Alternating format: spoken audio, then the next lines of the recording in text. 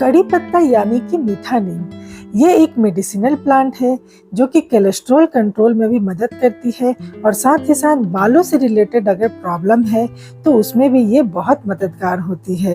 हमारे देश के चाहे वो साउथ इंडियन डिशेस हो या नॉर्थ इंडियन, अगर इसके पत्तों के तड़के लग जाए तो खाने का फ्लेवर ही बढ़ जाता है। और अगर बहुत सारे पत्ते हो जाए तो आप इसकी चटनी भी बना सकते हैं। तो कुल मिला के बोल सकते हैं कि ये गुणों का भंडार है। तो जिन लोगों के पास 2-4 प्लांट होते हैं उनमें से एक तो कड़ी पत्ता का होता ही है। और सबसे अच्छी बात ये है कि हमारे देश का जो क्लाइमेट है ये कड़ी पत्ता के प्लांट के ग्रोथ को सपोर्ट करता है। लेकिन काफी लोगों का ये क्वेश्चन रहता है कि कड़ी पत्ता हमने लगाया लेकिन वो लगता ही नहीं है, सूख जाता है। और किसी का अगर लग भी गया तो उसमें ग्रोथ नहीं दिखाई दे रहा है, और अगर ग्रो हो भी रही है तो पत्ते ऊपर से आ रहे हैं और नीचे से पूरी डंडी खाली होते जा रही है। तो इसी तरीके के सारे डाउट्स को मैं आज इसी वीडियो में क्लियर करने वाली हूँ। तो वीडियो में अंत तक बने रहिए और चैनल पे अगर नए हैं तो चैनल को अभी से सब्सक्राइब कर ले। तो चलिए वीडियो स्टार्ट करते हैं और जानते हैं अपने कड़ी पत्ता के प्लांट को कैसे हरा भरा और घना बना सकते हैं। और साथ ही 3 ऐसी टिप्स दूंगी जो कि आपके कड़ी पत्ता के प्लांट में जो पत्तों की खुशबू होती है उसको बढ़ाएगी और पत्तों से भर देगी। तो मैं हूँ Alice Singh, welcome back to my channel gardening with Alice.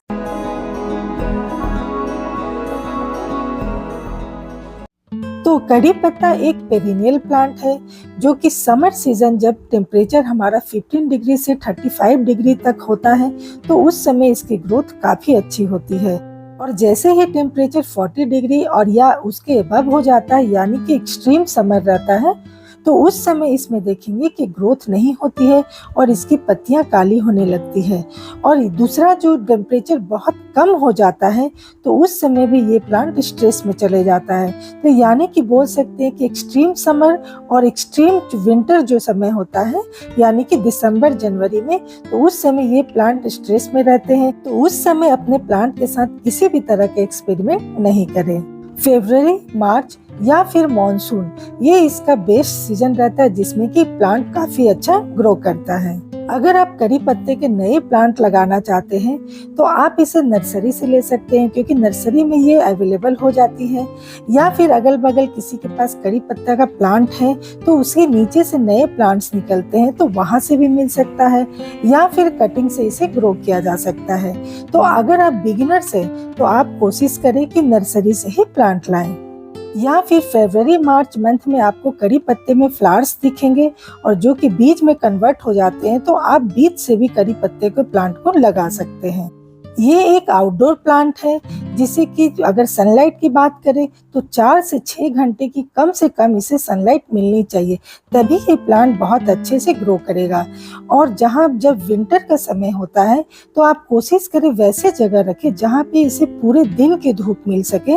और अगर 40 डिग्री से टेम्परेचर अधिक है तो उसे थोड़ा सा प्रोटेक्ट करने का जरूरत होता है। अगर हम पॉट की बात करते हैं तो इसके लिए क्ले पॉट सबसे अच्छी होती है, या फिर सीमेंट की पॉट भी आप ले सकते हैं। तो क्ले पॉट में लेकिन एक प्रॉब्लम होती है कि ये बहुत बड़ा साइज आपको नहीं मिल पाता है, लेकिन सीमेंट के पॉट मिल जाती है। तो आप कम से कम 15 से 20 इंच के पॉट में लगाइए क्योंकि इसे बार बार रिपोर्ट करना सही नहीं होता है। तो मालूम है कि ये बड़ा होता है प्लांट, अगर आपको थोड़ा बड़ा करना है तो 15 से 20 इंच के पॉट में लगाएंगे तो कड़ी पत्ता को फैलने में, उसकी जड़ों को फैलने में काफी स्पेस मिलेगा जिससे कि कड़ी पत्ता का प्लांट भी बड़ा होगा। यहाँ पर जैसे आप देख रहे हैं कि ये कड़ी पत्ता का प्लांट जो है प्लास्टिक का कंटेनर में लगा हुआ है और ये पेंट वाला कंटेनर जो होता है ये उसी में लगा है। इसके पहले ये सीमेंट के पॉट में लगा हुआ था जो कि 8 इंच का था, तो ये थोड़ा छोटा पड़ रहा था इसलिए मैंने इसे रिपोर्ट किया। लेकिन उस समय मुझे अवेलेबल जो बड़े साइज का पॉट रहता है वो ना मिट्टी में मिली ना ही प्लास्टिक में, इसलिए मैंने पेंट वाले कंटेनर में ही लगा दिया। लेकिन अब हमें ध्यान इस बात का रखना है कि इसमें पानी ज्यादा नहीं हो क्योंकि ओवर वाटरिंग जो होता है इस प्लांट के लिए काफी हार्मफुल होता है। तो हमें जब भी अगर प्लास्टिक में लगाते हैं तो बहुत ध्यान रखना होगा कि पानी उसमें ज्यादा नहीं हो। कड़ी पत्ता के प्लांट को लगाते समय जो हम मिट्टी लेते हैं वो वेल ड्रेन्ड होनी चाहिए। अभी वेल ड्रेन बनाने के लिए हमें क्या कंपोजिशन में मिट्टी को लेना होगा, तो सबसे पहले 50% तो हमें गार्डन सॉइल ले लेना है। 30% आप उसमें कंपोस्ट ले सकते हैं, या तो वर्मी कंपोस्ट ले लीजिए, काऊ डंग कंपोस्ट ले लीजिए, और 10% जो है सैंड ले लीजिए, और बचा का 10% हमें कोकोपीट ले लेना है, ताकि उसमें थोड़ी सी मॉइस्चर होल्ड रहे। तो इस तरह से इस कंपोजिशन में अगर मिट्टी बनाएंगे तो आपकी बहुत मिट्टी अच्छी से सॉफ्ट भी बनेगी और वेल ड्रेन्ड भी होगी। जब आप नया नया करी पत्ता का प्लांट लगाते हैं तो ये काफी टाइम लेता है एडजस्ट होने के लिए। तो अगर आप बिगिनर्स हैं तो आप थोड़ा सा धैर्य रखें। अगर आप चाहते हैं कि आपके करी पत्ता में केवल एक डंडी ना होकर बहुत सारे ब्रांचेज हो, तो आप इसे हमेशा पिंचिंग करते रहें। अभी पिंचिंग क्या है, तो करी पत्ता के प्लांट के जो ब्रांच है उसके टिप को एकदम पिंच करके थोड़ा सा आप निकाल दें। तो इससे फायदा क्या होगा कि करी पत्ता में ये सीधे सीधे बढ़ने की बजाय उसमें से साइड से 2 या 3 ब्रांचेज आपको निकल के आएगी, जो कि प्लांट को घना बनाएगा। और इसकी पिंचिंग आप सालों भर कर सकते हैं, क्योंकि पिंचिंग से प्लांट को कोई नुकसान नहीं पहुंचेगा, बल्कि इससे फायदा ही पहुंचेगा। करी पत्ता के प्लांट में फर्टिलाइजर कौन सा दे, तो आप काऊ डंग फर्टिलाइजर भी दे सकते हैं, वर्मी कंपोस्ट भी दे सकते हैं, और थोड़ी सी नीम खली भी मिट्टी में मिला दीजिए, या फिर लिक्विड फर्टिलाइजर को यूज कर सकते हैं। और अगर ठंड का मौसम है तो आप मस्टर्ड केक फर्टिलाइजर दे दीजिए, या ओनियन पील्स फर्टिलाइजर दे दीजिए। तो इस तरह से आप अल्टरनेट करके उसमें फर्टिलाइजर ऐड करें, और इसमें मंथ में एक बार आप फर्टिलाइजर को ऐड करें। फर्टिलाइजर ऐड करने के पहले आप मिट्टी की गुड़ाई जरूर कर लें, क्योंकि गुड़ाई करने से क्या होता है कि एक तो उसमें एरेशन बने रहेगा, और साथ ही साथ जो फर्टिलाइजर आप दे रहे हैं अगर वो लिक्विड फॉर्म में है तो वो बेस्ट है, क्योंकि लिक्विड फर्टिलाइजर जब हम देते हैं तो ये पूरे बॉटम तक जाती है और वहां से रूट्स इसे पूरी अच्छी तरह से एब्जॉर्ब कर लेते हैं। अब करी पत्ता को प्लांट से निकालने का सही तरीका क्या है, तो जब भी आपको पत्ते निकालना हो तो आप पत्तों को नीचे तरफ से निकालें, क्योंकि नीचे में नई ग्रोथ तब तक नहीं होगी जब तक कि उसकी हार्ड प्रूनिंग ना हो। तो जब भी आपको करी पत्ता निकालना हो तो आप उसे डंठल के साथ निकालें, केवल पत्ते को निचोड़ करके नहीं निकाले। इससे क्या होगा कि वो डंठल उसमें लगे रह जाएगी, जो अननेसेसरी न्यूट्रिएंट्स प्लांट से लेते रहेगी, क्योंकि अब उसमें पत्ते नहीं आने वाले हैं। तो आप जब भी निकाले तो डंठल के साथ ही निकाले उसे। काफी सारे लोग करी पत्ता के प्लांट की हार्ड प्रूनिंग करने से डरते हैं। उन्हें लगता है कि हार्ड प्रूनिंग करने से कहीं प्लांट सूख ना जाए। तो फ्रेंड्स, आप हार्ड प्रूनिंग करने से बिल्कुल भी ना डरे। केवल इस बात का ध्यान रखें कि जब भी आप हार्ड प्रूनिंग कर रहे हैं तो वो उसका ग्रोइंग पीरियड हो, यानी कि फरवरी मार्च में आप देखेंगे कि करी पत्ता काफी अच्छा ग्रो करते रहता है, तो उस समय आप इसकी हार्ड प्रूनिंग कर सकते हैं। या फिर मानसून के समय में भी इसकी ग्रोथ काफी अच्छी होते रहती है उस समय, तो उस समय भी इसकी हार्ड प्रूनिंग कर सकते हैं, क्योंकि जब तक आप हार्ड प्रूनिंग नहीं करेंगे तो आपका प्लांट नीचे से घना नहीं होगा।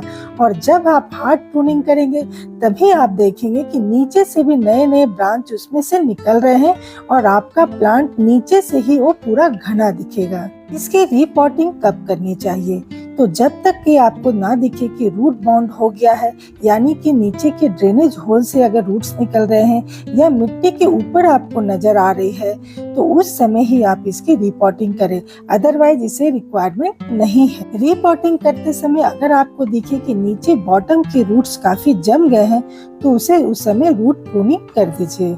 इसमें पेस्ट का अटैक होता है, यानी कीड़े लगते हैं, तो जी हाँ, इसमें भी कीड़े लगते हैं। इसमें मिलीबग्स भी होते हैं, स्पाइडर माइट्स भी होते हैं, फंगस भी का भी अटैक हो सकता है। तो आप ऐसी स्थिति में इसमें नीम ऑयल का स्प्रे करें, और नीम ऑयल का स्प्रे इसलिए करना है क्योंकि ये ऑर्गेनिक होती है, और कोशिश करें कि आप नीम का जो स्प्रे है वो घर में ही आप बनाएं और उसका स्प्रे करें, क्योंकि ये एक एडिबल होती है। इसे हम इसके पत्तों को यूज करते हैं खाने में, इसलिए इस पर किसी भी तरह का केमिकल स्प्रे या केमिकल पेस्टिसाइड, इंसेक्टिसाइड का स्प्रे नहीं करें। फ्रेंड्स, अक्सर आपने करी पत्ता के प्लांट पे बटरफ्लाई के लार्वे को देखा होगा, क्योंकि ये बटरफ्लाई फ्रेंडली प्लांट है। तो अगर आप चाहते हैं कि आपके गार्डन में भी काफी सारी बटरफ्लाई आए, तो उसके लिए भी एक प्लांट लगा दें, ताकि उसके लार्वा उसमें पल सके। अब है टिप्स देने की बारी। करी पत्ते के प्लांट की मिट्टी में अगर आप खट्टी छाछ यानी कि बटर मिल्क दे या फिर चावल धोते समय जो पानी निकलता है उसे देंगे तो करी पत्ते की खुशबू बढ़ जाती है। और अगर 1 चम्मच एप्सम सॉल्ट को 1 लीटर पानी में अच्छे से घुलाकर करी पत्ते के प्लांट की मिट्टी में भी डालें और उस पे स्प्रे करें तो पत्तों में चमक आ जाती है, पत्ते हरे भरे हो जाते हैं और पिंचिंग और प्रूनिंग करी पत्ते के प्लांट को घना बनाता है। तो इन सारी बातों का ध्यान रखकर आप अपने करी पत्ता के प्लांट को हरा भरा और घना बना सकते हैं। और दोस्तों, अगर अभी तक आप देख रहे हैं तो वीडियो को लाइक कीजिए और ज्यादा से ज्यादा शेयर करें ताकि जिनके पास भी करी पत्ता का प्लांट है वो इस जानकारी से वंचित ना रहे। आई होप कि करी पत्ता से रिलेटेड आपके जितने भी डाउट्स थे उनके आंसर मिल गए होंगे। अगर आपके पास कुछ और टिप्स है करी पत्ता से रिलेटेड तो आप कमेंट सेक्शन में शेयर कर सकते हैं या फिर कोई डाउट्स है तो पूछ सकते हैं। तो रोज कुछ नया सीखिए। मिलते हैं फिर से नए वीडियो के साथ। तब तक के लिए happy gardening, take care and stay connected. Bye bye.